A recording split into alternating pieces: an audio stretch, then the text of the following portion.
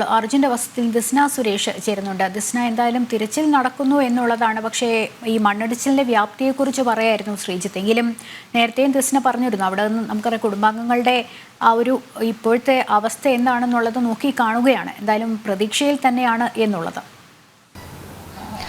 തീർച്ചയായും ലക്ഷ്മി സൂചിപ്പിച്ചതുപോലെ തന്നെ വളരെയധികം പ്രതീക്ഷയിൽ തന്നെയാണ് കുടുംബം. നമ്മൾ അവരുമായി ഒക്കെ ബന്ധപ്പെടാൻ ശ്രമിച്ചിരുന്നു. പക്ഷേ വലിയൊരു രീതിയിൽ ചില ശാരീരിക അസ്വസ്ഥതകളൊക്കെ തന്നെയും കുടുംബാംഗങ്ങൾക്കുണ്ട് എന്നാണ് അവർ നമ്മളെ അറിയിച്ചിട്ടുള്ളത്. കാരണം 5 ദിവസത്തെ നീണ്ട കാത്തിരിപ്പാണ്. പ്രതീക്ഷയോടെ പ്രാർത്ഥനയോടുകൂടിയാണ് അവർ കാത്തിരിക്കുന്നത്. അർജുൻ ആരോഗ്യവാനായി തിരിച്ചു വരുമെന്ന പ്രതീക്ഷ തന്നെയാണ് കുടുംബം പങ്കുവയ്ക്കുന്നത്.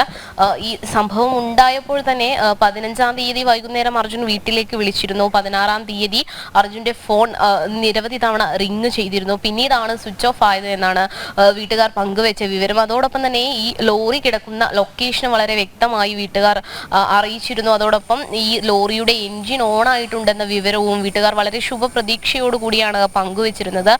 ഇന്നലെയൊക്കെ തന്നെയും ഇന്ന് രാവിലെയൊക്കെ തന്നെയും വളരെ വലിയ ശുഭപ്രതീക്ഷയോടുകൂടി തന്നെയാണ് അവർ നമ്മളോട് പ്രതികരിച്ചത്.